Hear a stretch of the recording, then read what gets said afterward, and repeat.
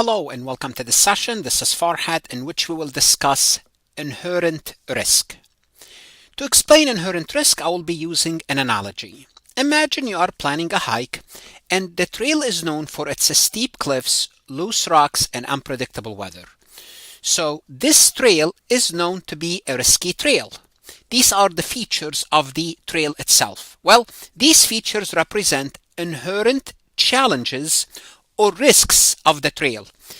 These risks, the steep cliffs, loose rocks, unpredictable weather, they exist regardless whether you take precaution like wearing proper gear or following safety guidelines. So they exist by the nature of the trail. There's nothing you can do about them. You can say this trail is risky, less risky, or safe. But those different trails exist. Some trails are riskier than others. When it's riskier than others by its nature, then we call this its inherent risk. So it exists. So the trail natural risks are like inherent risk in auditing. They are the likelihood of something going wrong simply because of the nature of the situation. What's the nature of the situation? Steep slopes. You are going on a trail that have steep slopes.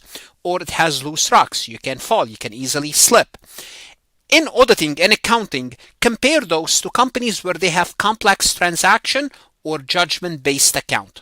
So this is the big picture. I'm using an analogy to help you understand that inherent risk exists because of the nature of the beast, the nature of the company. Internal control. Can internal control help? Sure. For example, if you have a risky trail, they can put railing or warning signs to do what? To mitigate the risks, but they do not eliminate the natural challenges of the trail. Think about this trail that you see here. If you have to walk all the way here, well, you can put railing, right? It will help, but nevertheless, this is a steep fall in case you fall. And I hate heights. I'm not sure why I use this example, but that's perfectly fine. So the auditor's job is like a hiker, and you are preparing for that trail. The riskier the trail, it means the higher the inherent risk of an account, of a transaction, of a company, of an industry, the more preparation and caution are needed, such as using a map, walking slowly, or bringing extra gear. Now for audit, you would use different strategies. We will discuss them toward the end. But the first thing we are going to do is understand what is inherent risk. And as we're understanding inherent risk, we're going to go back to the audit risk model. We covered the audit risk model because if you remember the audit risk model, inherent risk was part of the audit risk model. Let's go ahead and get started. Before we proceed any further, I have a public announcement about my company, farhatlectures.com. Hello, my name is Farhat. You are here because you are either an accounting student, a finance student, or someone who's studying for their CMA or CPA exam. Great. You are looking for some additional help, and we can help you. I strongly encourage you to visit my website, farhatlectures.com. I offer additional lectures, resources, including PowerPoint slides, multiple choice questions, in some circumstances, exercises, and true-false questions. Our material is aligned with your CPA review courses, with your CMA review courses, with your college courses. I offer a risk-free trial that you can try to find out whether my website can help you or not. If you find it helpful, you subscribe, you keep your subscription. If not, you cancel and your risk is free. If you like this recording, if you like my lectures, you would like what's on the website, give me a chance to help you with your college courses as well as professional certification. I hope to see you on the website. So inherent risk in the audit risk model. So when an auditor evaluates financial statement, their goal is to identify potential misstatements or error. That's our job. So a key concept when you're evaluating this is inherent risk. What's inherent risk? The technical definition, it's the likelihood that errors that you're looking for could exist in financial statements before considering the effect of the internal control. So understanding inherent risk is important because that's going to help you effectively plan the audit and execute the audit itself.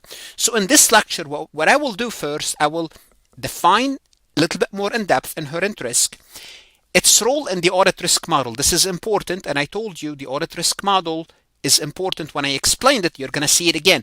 Now, the audit risk model, I'll mention it in this session, and I will mention it in the next 2 to 3 sessions. So make sure you are comfortable with the audit risk model. We're going to look at factors that influence inherent risk, how it shapes the audit process, along with examples for clarity. Starting with, once again, what is inherent risk? Well, inherent risk represent natural vulnerabilities, weaknesses of an account balance, transaction, or financial statement. These accounts by themselves, they are risky. Like what? Like complex financial transaction, complex derivatives, goodwill. Those account balances are just by the nature of the beast, they are more susceptible to errors than cash. Cash is easy. You can count the cash at the bank. The cash is being tracked of by a third party. Certain transactions, certain account balances are riskier. Therefore, what we have to do is we have to kind of look at the likelihood of an errors or fraud existed before considering any corrective actions or measures like internal control. So inherent risk exists before we take into account the internal control. And why do they exist? Because the nature of the balance, the nature of the transaction, the nature of the company, the nature of the industry in which that company operates. And sometimes it could be a risky industry, risky company, risky transaction, risky account balance all at once. So it means what? It means we are dealing with a highly inherent risk situation. Now, what would the auditor do? All what the auditor would do when it comes to inherent risk is assess. And what do we mean by assess? Give that inherent risk a grade. Is it a low, high, or medium inherent risk? That's all what we do. And we'll do so at the beginning of the audit, during the planning phase, because part of the inherent risk is during the planning phase. As we're planning the audit, we want to know, what are we dealing with? Are we dealing with a high risk situation, low risk situation, or a medium risk situation? Now, bear in mind, although we do so at the beginning, we keep on reassessing throughout the audit, because as we might think this company has a medium inherent risk. We consider as a medium. Now, as we learn more about the company, as we go through the transaction, we'll start to find out, well, it's not medium, it should be high. Or the opposite is true. We thought it's medium, but it doesn't look complex. Everything is clear. Everything is clear cut. The books are clean. There's less need for judgment based on their transaction. Therefore, we can lower it to low. So this helps the auditor determine where mistakes are most and least likely within the financial statements. So we would use the inherent risk as part of our preparation. Now, keep in mind, it's part of the audit risk model. It's going to determine how much evidence we collect, so on and so forth. We're going to see how it's integrated, obviously, in the equation. But first, I want to give you an idea what is inherent risks. So if you find an area that's high inherent risk, naturally speaking, no pun intended, you will need more evidence, additional evidence. You need more reliable evidence because the area is risky. So what are some examples of inherent risk? So let's give specific examples. Simply put, any account that requires judgment or estimates will be considered high. It has a high inherent risk, like allowance for doubtful account. When you estimate bad debt, notice it's estimate. It involves a judgment, increasing the likelihood of errors or worst, fraud. Why? Because this number is estimated. This number is based on someone else's judgment. Revenue recognition in some transaction, like long-term contract, may lead to complex computation or calculation. For example, what's the degree of completion? How much revenue we should recognize this period? It could be susceptible to errors, and worse, could be susceptible to fraud. Goodwill valuation. For example, when you are testing goodwill for impairment. Well, this is a subjective computation, a subjective judgment. Anytime you hear the word subjective, estimate, guess, these are all words that make the account or the transaction inherently risky, because you want objective, you want specific computation, you don't want estimate.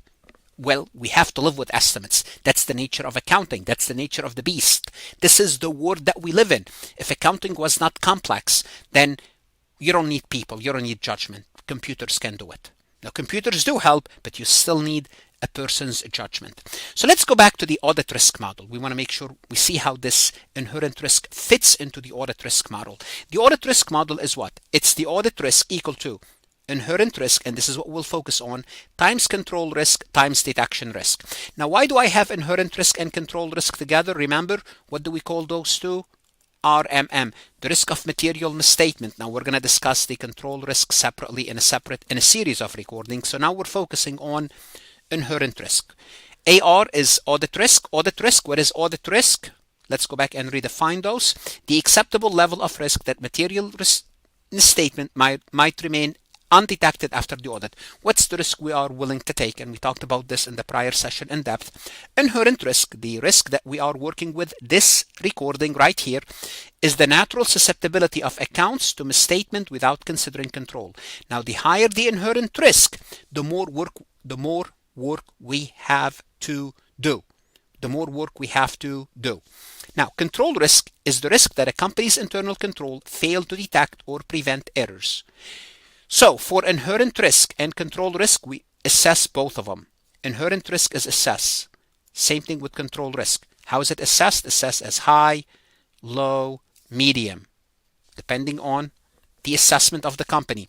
Detection risk is the risk that the auditors fail to detect material misstatement. That's the detection risk. Now, we need to understand the relationship between inherent risk and detection risk. If inherent risk is high, it means we have complex transaction. That trail is risky. Auditors must reduce detection risk.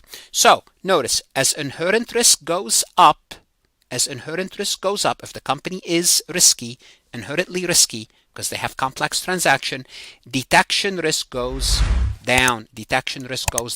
And we discussed this in the prior recording. Obviously, I'm sure you might remember this, but I'm showing you this again, and I show you a seesaw. This could be also expressed as a seesaw. Now, detection risk low means what? It means you are going to be collecting more substantive evidence. You're going to be collecting larger sample. You're going to be doing more work. Why? Because the account or the transaction or the company in which you are auditing inherently riskier than others. The average riskier, you consider it high risk. Now, obviously, if the inherent risk is low, if you bring this down, detection risk is up. It means you would reduce the amount of testing. So you need to know the relationship between those two. Now we're going to look at the relationship between all these factors eventually in separate recording, but now I'm focusing on inherent risk and detection risk. So we need to know also what factors influence inherent risk. Simply put, how do we know that we have a high inherent risk situation? Well, there are various factors, and we're going to look at some of them. Well, that will help us identify whether we are dealing with the high risk areas in accounting. One is the nature of the client's business. Just the business itself overall. Complex industries like pharmaceutical or technology, well, they involve, guess what? Complex transaction, derivatives, fair value accounting. They are riskier than, for example, a retail store. A retail store typically will have less complex transaction and lower inherent risk. They buy inventory, they turn around and they sell it. Pharmaceutical companies, they have R&D. They have to go through regulatory compliance with the FDA. Then they have to make sure their medicine is safe when they put it on the market. So there are many examples where you have complex transactions. So a software company with a long-term licensing agreement will have higher inherent risk due to the complexity of revenue recognition rules. Because when you sell a software a long-term, then you have to figure out revenue throughout the life of this contract. And when you do so, well, you are making a judgment of how much revenue you should recognize. Then, well, remember, you're making a judgment. A judgment means you are making there's inherent risk. A retail store, when they sell an item, they just tell you what the price is, you buy it, and it's very simple transaction. So the nature of the client business matters, in which industry the company operates. Two, if you are dealing with prior errors. So in other words, you are auditing a company and there's errors from the prior audit. So past misstatement often signal reoccurring issues, increasing inherent risk in the current period. Simply put, if you're dealing with an audit, whether it's a new audit or an existing audit, and there were errors in the prior year, well, you are dealing with a high inherent risk situation because you're not sure if the errors was corrected or not, and if you're not sure if the issue is resolved because the error occurred because of certain issue. So a company with reoccurring issues and inventory valuation would require extra attention in that area.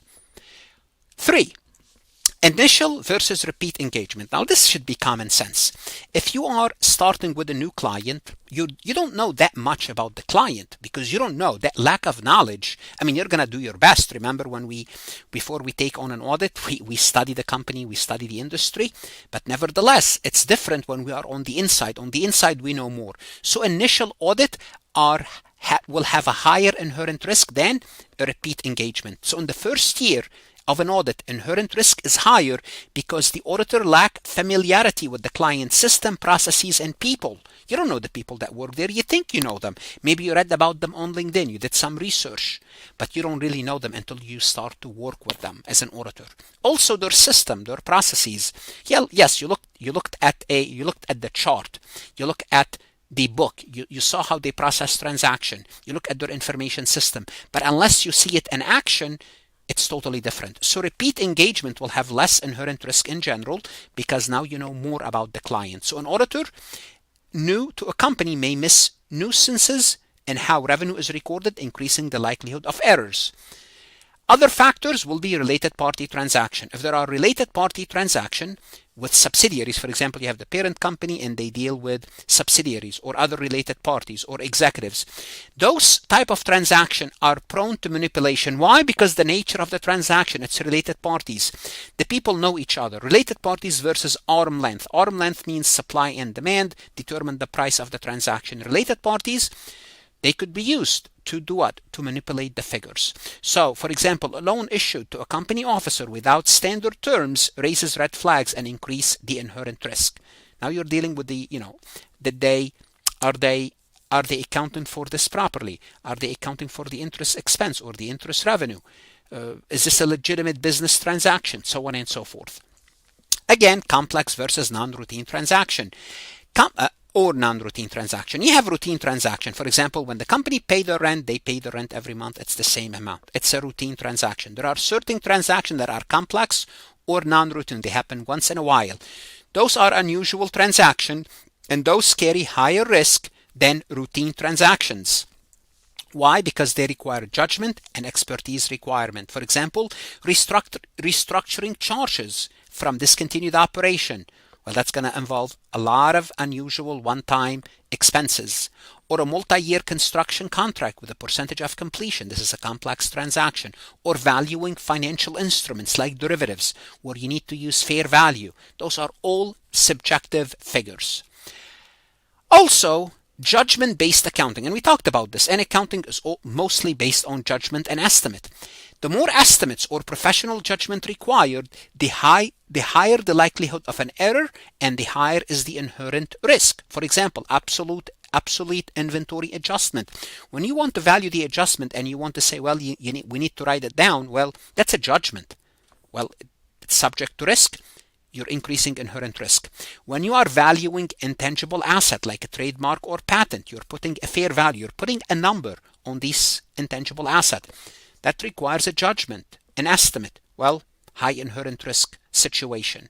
Composition of account balances. Certain account balances inherently carry more risk. For example, past due receivables suggest potential collection issues. Loan to executives may raise ethical and financial concern. And any account where the transaction gets complicated, it's high inherent risk. So, now we know what inherent risk is. We know its relationship with detection risk. We know the factors that influence inherent risk. So how would the inherent risk shape the audit? How would it shapes the audit? Well, it directly influences the audit approach. How? Well, areas with high inherent risk demand more evidence, rigorous testing, and careful scrutiny. Why? Because you need to do more work. You need to do more testing. This is how the auditor will respond. I will need to do more testing, collect a higher sample, adjust my sampling method, collect the larger pool. If I can audit everything, that's good. Oftentimes it's not possible, but collect the largest sample possible, giving budgetary constraint. Conduct detailed interviews with management. Ask questions. You're going to have to talk to people. Ask questions. Ask for evidence. Verify, of course. If you are dealing with the low-risk areas, it allows the auditor to allocate resources elsewhere, optimizing efficiency. So if the area is not of a high inherent risk, you can devote your resources, the time, the staff somewhere else. Let's look at some examples in practice. If an auditor identify high risk area in a company's goodwill valuation, what would they do? What would be the response to that? Well, yes, you're going to test more transaction, have a higher sample, but this is a specific, one account. Well, first you would examine the assumptions. When you are valuing goodwill, you made various assumptions. For example, it's for 30 years, 40 years, the cash flow. Well, examine these assumptions. 2, compare these assumptions to company benchmark. Okay, this is the assumption that they gave you. This is the assumption that you think they're correct. Let's look at some benchmark. Are we reasonable here? Are they reasonable? Whether we are evaluating our own assumptions in a sense that we are judging our own judgment or judging the company's estimates. Engage a valuation expert if needed. If that's not an area that the auditor is comfortable with, get a specialist. You are allowed to do so. We have one whole session in audit, the use of a specialist. Get a specialist that does what? Does goodwill valuation. Let them examine this area for you.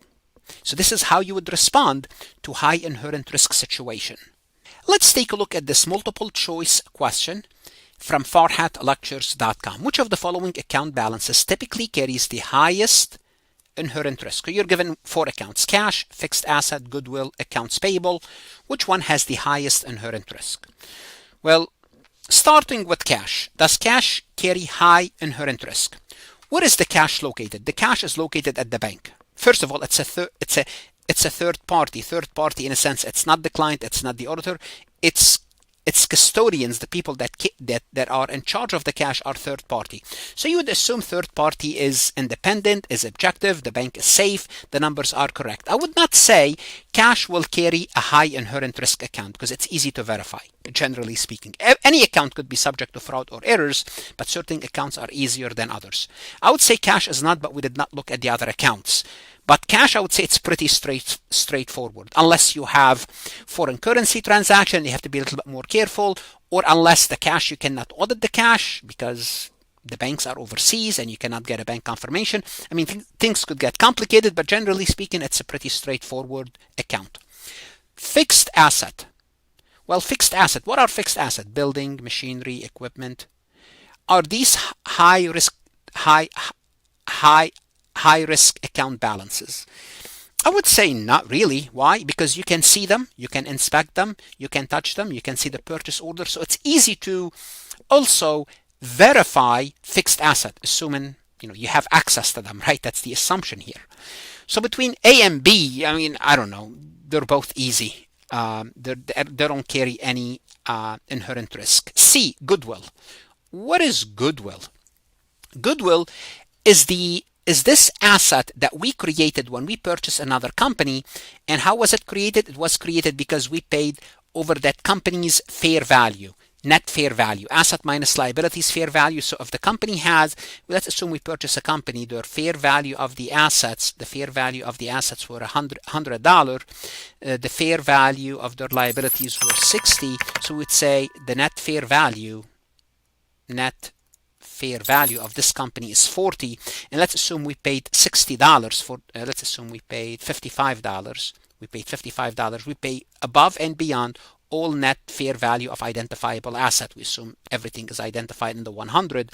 So we paid $15 more for this company, 15 million, $15, it doesn't matter. We call this goodwill. Now, this number is subject to judgment. Now, why did we pay 55? Why didn't we pay 50? Why didn't we pay 60? And this number, that extra 15,000 or 15 million, gets revalued every year, sometimes more than once during the year when needed. Well, what does that mean? It means we have to question our judgment because we paid 55 and it's worth 40. Is it still worth something? Why did we pay extra for this company? So between A, B, and C, I can definitely take A and B and keep C. Accounts payable. Is this account has a high inherent risk? No. Those are the bills from vendors. Even if we don't keep track of our bills, the vendors will keep track of them. I would say between goodwill and accounts payable, I will definitely keep goodwill. So we would say goodwill has the highest inherent risk between these accounts. Why? Because it requires significant judgment, significant assumptions.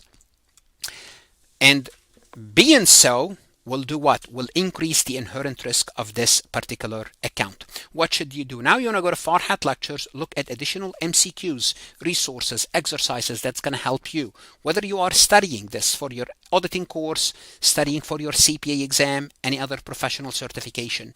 Invest in yourself and stay safe.